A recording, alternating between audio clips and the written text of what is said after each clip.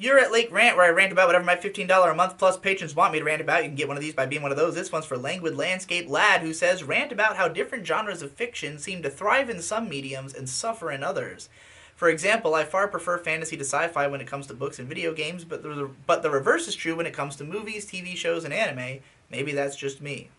I immediately, reading this, thought about shandification, the concept that Mr. Beatung introduced in his video, the shandification of Fallout, talking about the ability to sort of randomly explore a story in whichever direction you want, to fill in details and go all over the place. And I think that uh, video games in particular, I mean, he talks about this in the video, they are extremely good for creating shandified narratives because the player's control allows them to basically pay attention to whatever parts of the story they feel like, assuming that the story is, constructed well to allow for it.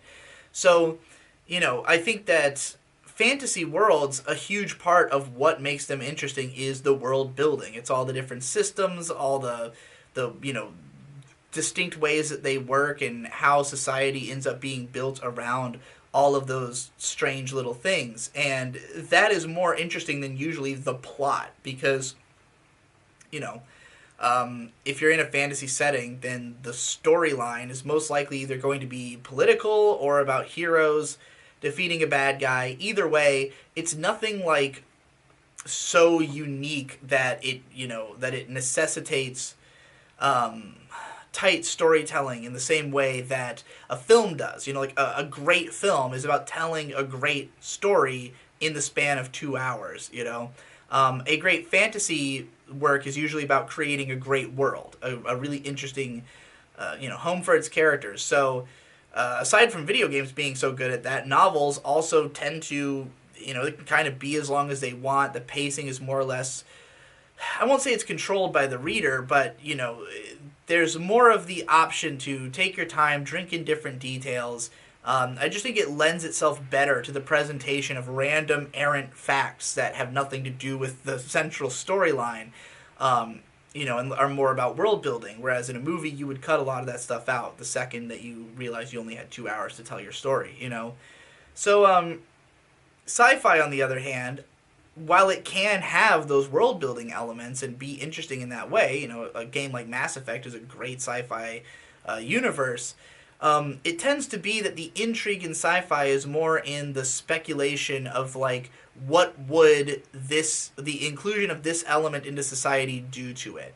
You could say that's similar to fantasy in a way, but fantasy is usually more about applying it to a world we already know, like ancient history, but with a twist, where there's magic or something's a little bit different. And, while you could create a society that is like fundamentally different from the one we already have, usually it's more about making something that's like close to what exists and different in these interesting little subtle ways. Whereas I feel like with sci-fi, the point of it is to think, okay, well, if we have interdimensional travel, like how does this affect humanity? What kind of new problems arise?